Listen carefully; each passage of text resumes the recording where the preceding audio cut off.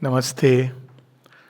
It's a joy to speak about the recent book by Dr. Rajiv Malhotra, The Battleground of Consciousness. Of course, he needs no introduction. His work speaks for itself. But just a few words which I have noticed. Of course, Dr. Rajiv Malhotra is an intellectual Kshatriya, he says, but I would say he is more. Belongs to that category which now it has been maligned, but one of the work which at one place Sri Aurobindo says has the most noblest, the word has a noblest history, and that work is Aryan.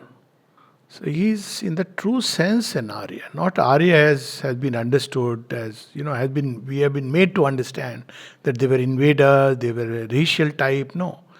But an Aryan who fights within and who fights without. So I know this from my little understanding and meetings with him, that he also has his own yoga practice, which makes him a person apart from just those who have played out ideas in the mind and they write books or they give talks. So he is attempted to be a Swarat. And one can see that when it comes to ideas, that there is a great degree of mastery over the mind, the ideas, how they formulate and how they are formed. And then, of course, the Samrat. They are ideas which need to be reckoned by the world. So he is not just an Indologist in the normal sense of the word. In the sense, he is not just an Indologist because his roots are from India, and therefore there is not a sentimental idealism attached to it. That's a different point altogether. I'm not saying that's right or wrong, but that's not the standpoint that he takes, as I have understood. Nor is he just a nationalist or racist or any of these terms which people may like to apply that, oh, why is he speaking so much about India and Sanatana Dharma as if there is no good in any other culture? Well, as I understand, he speaks because he's an expert in that area. And that's something very beautiful. And second, something which I gladly, very much appreciate, deeply appreciate, is that he is bringing out certain key ideas of Sanatana Dharma and presenting to the world, not just because they belong to his own inheritance in terms of his childhood and upbringing, but because these ideas still can save the world. So I believe that certain ideas of Sanatana Dharma, not just the zero which has been so much publicized, but many other ideas need to be brought before the Western audience, the global audience, not just because, India is great and to prove to the world India is great. That's a different thought altogether. But because these ideas have the potential to save the world. They are a paradigm changer. So I'm so happy that he has brought out many books on this subject, and quite naturally because these ideas can save the world. So we see in the world right now forces that are threatening these ideas. So his books on Breaking India, Snakes in the Ganges, of course everybody knows about them, and it's so true that there is in this world always these two forces which are struggling to achieve supremacy.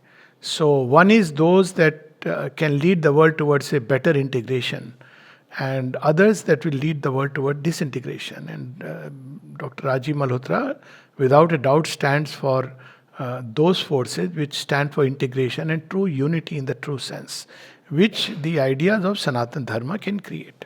So this is the basic background, which how I look at it.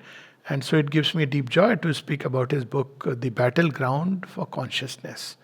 So this is actually, if you look at it, consciousness is the ultimate ground which both science and human psychology as well as human beings in their own subjective exploration have to touch. There's a poem of Sri Aurobindo where he speaks about science. It starts with particles, material forms, then enters into energy, and then it enters into consciousness. So consciousness is the last ground. He uses the word battleground, not because consciousness is a battleground, but in a sense we can say that there are different consciousnesses at different levels, and there's a conflict in that, but because based on the idea that we accept of what is the fundamental reality, what consciousness is, and based on that, what humanity is, what are our goals. Based on that, we'll take one line of advance or another. So, what really is this battle about? Well, if we look at it, there are two ways of looking at it. One, which is the typical materialistic scientific point of view, where we are part of the phenomena and try to understand the whole. Now, obviously, this is at the face of it, it betrays common sense. It betrays even reason. If I am trapped inside a house, as Plato said, and an example which is often given, if I am caught inside the house, so I try to deduce what the air that is entering through the window is all about, or what that light entering through the window is all about. Well, at one level, the air is continuous and the light is continuous, yet I cannot really understand the world outside unless I take care to not only open the door but to enter into that larger universe. So, Indian psychology, Indian science took this approach that instead of digging just deep into the form, of course they dug it but in a different way, they entered into the subjective spaces, which is unique about man. And exploring these subjective spaces, they entered one layer after another, as we see in some of the Upanishads beautifully. Ultimately, they hit the stable ground, the ultimate reality. And this reality, though is at its bottom subjective, but then it is that subject and the subjective reality from which this entire objective universe has come. And this universe is real. This is not to say that the objective is unreal. It's real simply because it is the emergence of this great truth within us. That's how the Vedic rishis gave us their own science of consciousness. They didn't speak in this word. But for example, if we read the Ken Upanishad, it's a wonderful science of consciousness. And Sri Aurobindo, who's the subject which he takes up, Dr. Rajiv Malhotra, about his ideas of consciousness, and very rightly that he presents and makes it very clear that they are born from a different ground. So what it means they are born from a different ground, when he compares it with Ken Wilber and others, is like if I go to, say, Himalayas and I stay with the in Mansarovar with the Siddhas and Yogis and swans which are supposed to be there, and I observe them and I live with them, and I come back and describe them. This is going to be very different from somebody who has read a book on swans and Mansarovar and gives a talk. So this is where we must understand, because there is a tendency. There are people who talk about Carl Jung versus Sri Aurobindo, Ken Wilber and Sri Aurobindo. They don't realize that there is a fundamental difference between a yogi, a mystic, at whatever level he may be, and a person who is philosophizing on the armchair. Now, people may say that he has his own practice, but it's a different matter, There are all kinds of practice, but all practices are not necessarily yogic practices. All meditation does not mean that a person is practicing yoga, because yoga is this question of breaking through the barrier or frame of ignorance in which we are currently caged. So before somebody can speak about yoga, yogi, mysticism and consciousness, which is fundamentally the gift of the yogis, he must have broken through the barriers of ignorance, discovered his soul, discovered the divine. That's how I look at it. Otherwise one doesn't have the adhikar even to speak. And that's how in ancient times the science of consciousness was developed and given to all of us. So, but now of course, because things are available, they are in print, so everybody speaks. Not only speaks, but what is more dangerous is that ideas are usurped. Leave aside acknowledging or not acknowledging is a different matter. But because one doesn't have the direct experience, so because one is motivated by all kinds of things, including name, fame, and putting yourself on the top shelf and bestsellers, that reminds me that Sri Aurobindo's The Life Divine perhaps never is a bestseller. That doesn't mean anything. But nevertheless, just because one wants to, because these are ideas which are very powerful, and they twist it, they distort it, and it is presented in a truncated way. This I know because even when people discuss about Jungian psychology and Sri Aurobindo, I find it so amazing that how can one, I am speaking as a psychologist and psychiatrist right now, how can anyone who has read both of them can really compare and say that they stand on even closely similar grounds? When I compare the two, I feel if Sri Aurobindo is like the Himalaya, complete Himalaya, not a Himalayan peak, And then Jungian would be one of those foothills. How do you compare? I mean, to compare. And there is so much more that, so when I use the word truncated, which is something which I often find in many of the conferences, that people, for example, will not speak about divine. Why? Because divine is not yet science. But, well, if we go back, all science owes itself to the divine. And that's how our science had developed within the Indian context. So I'm so happy that these thoughts are now coming into the mainstream. Thanks to men like stalwarts like Dr. Rajiv Malhotra, that we are beginning to discuss these things. And what really is this? These two approaches. Now, with regard to consciousness, we have a very interesting document of Sri Aurobindo. It's running in some 5 pages plus. And though he has written so many places about consciousness, if somebody was to just gather the material that Sri Aurobindo has written on consciousness, it would make a few volumes.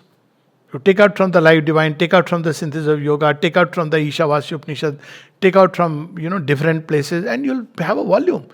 But here, Sri Aurobindo, this 75-page document is part of his essay, series of essays, short essays, which are, he has himself given the title as The Science of Consciousness. And he speaks about the science of consciousness as a science of the future. And he starts with a bang, that body, mind, they are instruments to be used by consciousness. So in this paradigm, according to the Sanatana Dharma, the Indic paradigm, if you want to put it, consciousness is primary, it's a fundamental reality. And it's not an epiphenomena as we see being debated today in the Western context, that, well, it's an epiphenomena because of brain activity or nervous activity. And I'm not going to go into details. I've given talks on these aspects. And besides, this is not the time and place to discuss that. But essentially, the fundamental difference is that a yogi identifies with this fundamental consciousness. How does he do it? By stepping back from form and name, or using the form and name. Even meditating upon it, but not with a view to be entangled in what is giving rise to the form, but going deeper into it, just as a yogin uses an image, a picture in the mind or an idol, and meditating upon it, he discovered the truth of the idol. Now, this is a process well known in yoga, it's called as identification. So, by identification, he discovered the secret truth of everything.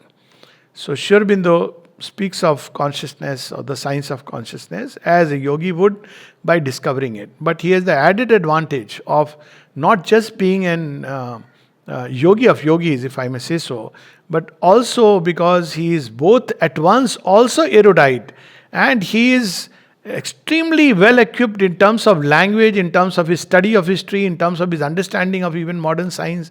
So when he speaks, he understands what he is saying, and the world listens. Because for example, one of the places he says in the Life Divine, I remember that the seed does not normally if you ask what explains the tree, so seed explains the tree. But he says finally that, and what explains the seed? The tree explains the seed, in the sense. So chicken egg dilemma. So he says that, well, both seed and the tree explain each other by something else, and that reference point is consciousness. So when you understand consciousness, which determines names and forms, it's a very fascinating field, and it's essentially a top-down view of creation. Again, the Gita would not use the word consciousness, but the entire Urdharva Moolam, Ashwat tree is basically science of consciousness, but looking at creation from above downwards. On the other hand, there is this other view of creation, which we see today in materialistic science, largely in the Western context, but hopefully, and I think thankfully, the West is beginning to change. It is seeing things from below upwards. So when we look at consciousness, we look at it as an offshoot of phenomena. It's almost like asking a computer to describe the man. He is ill-equipped to do it.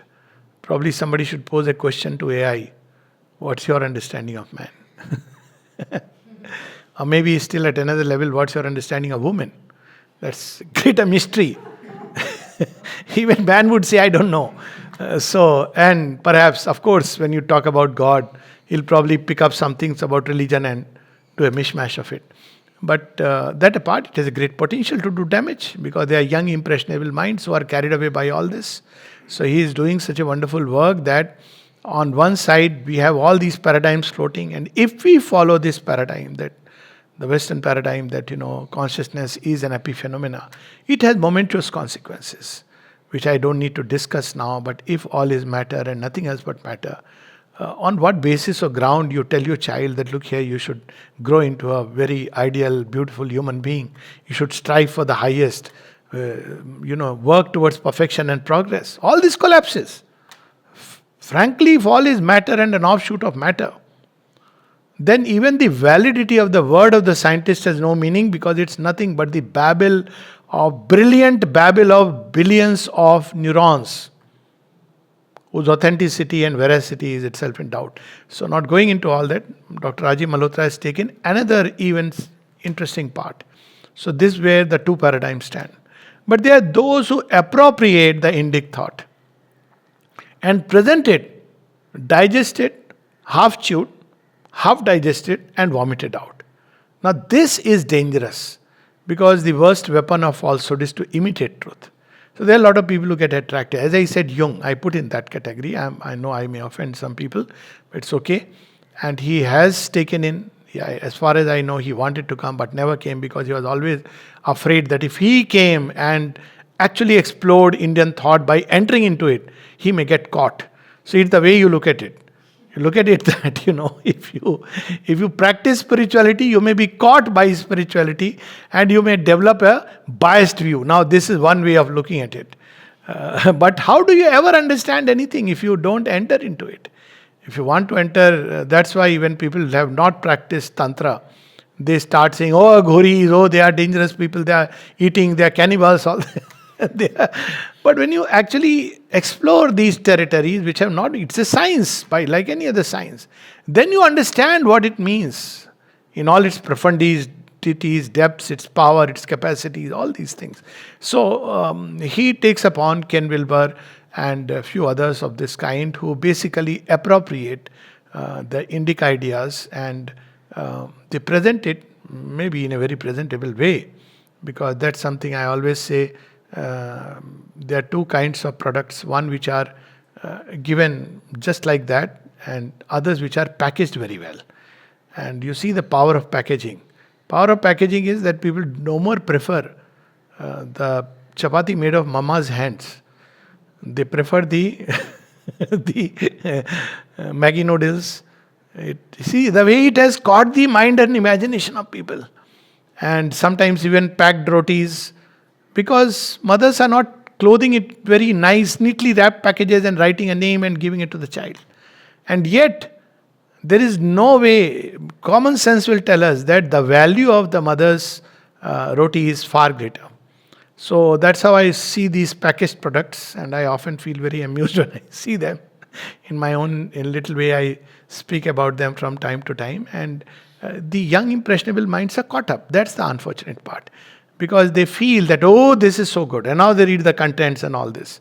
So in packaging, there is no comparison of the way the Western propaganda system has packaged things. We have also caught that disease, though not quite yet, but it's on the way. But here, when you have to compare products, strip off the package. Look at it as it is. That's what we see Dr. Rajiv Malhotra doing. He is removing all that useless coverings, attractive products, looking at it as it is packaged. As far as I am concerned, I would say that a person who has not experienced consciousness, who has not been really a yogi, who is just a thinker, has no right to be put in the same bracket as a yogi. Now, people can put it. When I say no right, I am not saying you don't have a legal right. Of course, people can put themselves with anyone, and everywhere they do it. I keep reading such strange, interesting, amusing books like Situating Sri Aurobindo, where you see Sri Aurobindo and many other, you give a chapter. Sri Aurobindo is Sri Aurobindo. If you have to make a comparative study, you do it with Sri Ramakrishna, with Swami Vivekananda, maybe some other mystics. That's okay, because you are Shankaracharya for that matter, Madhavacharya, Ramanujacharya, or some Western mystics like St. Augustine, some other who have been even good psychologists. That makes sense. It's okay. You may have your own views, but at least you are putting things which are together. But this tendency to pick up a mystic and a yogi and to put it in intellectual terms at the level of a thinker is actually to do grave injustice, not just to the mystic or the yogi, which is okay, yogi may not mind. People say, well, yogis don't mind, yes. But our concern is the younger generation. Because it's not about whether a yogi minds it or not. He doesn't mind it. But this is going into the world of ideas. And as I keep saying that there are young impressionable minds, they catch up the wave like the woke culture. They don't even realize. They don't even know where it is coming from. And it's like a wave and they pick it up. And they think it's a cool thing. So it's important that there are people in the world whose work is to fight out this battleground and to bring out the truth which is inside, to show what the product really is, and engage with the younger audience with the language they understand, which is logic and reason.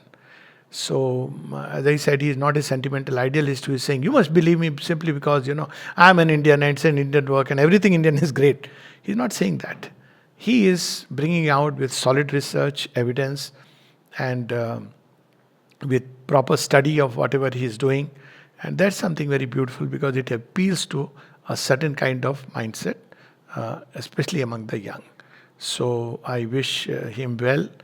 And this book, of course, as I have seen his books, is certainly, according to me, a must-read for all those who want to delve a little deeper into a comparative study of consciousness, especially who want to see how Sri Aurobindo's views have been taken up and presented, and who may, and I know number of people who do that, personally I know, who not only may, who pick up those half-chewed ideas and take it to be true, and don't care to study Sri Aurobindo in the original. And so if one wants to really do a course correction, of course reading this book and books of this kind are very useful, but the ultimate course correction is read Sri Aurobindo and go one step further, engage with the practice, experience what consciousness is. Because then you are opened the door, you are out. When you are in that state where Sri Aurobindo says in one of his poems, I have wrapped the world in my wider self. London and Tokyo and Paris, my spirit seeing are. When you begin to experience, as he says in another place in Savitri, Arcturus and Belvedere burn in a corner of my boundless self. When you actually experience that Vishwarup, that boundless self, and then it is no more that it's an individual who is himself a phenomena, trying to study universe and cosmos, and sometimes I feel like just giving a little funny rebuke, if I may say so. Somebody who is talking about evidence of God and intellectual terms. So one day somebody was arguing like that with some other group. So I butted in and asked, what is the evidence that you exist? Prove that you exist. Now you see, you'll be hard put to prove. You'll end up by saying, I know that I exist. They're not going into the semantics. But this is how it is. So you can talk about these things when you have some experience of it. Sri Aurobindo has the full experience of the universal consciousness. So when he speaks about universal consciousness, when he speaks about global consciousness, when he speaks about the transcendent, when he speaks about the individual, it has a very different weight and authenticity. When someone like Ken Wilber or any other of this kind speak about all these terms. So thank you so much for giving me this little place to speak, and I am so happy, and all your projects may be blessed by Sri Aurobindo himself. Thank you. Jai Ma.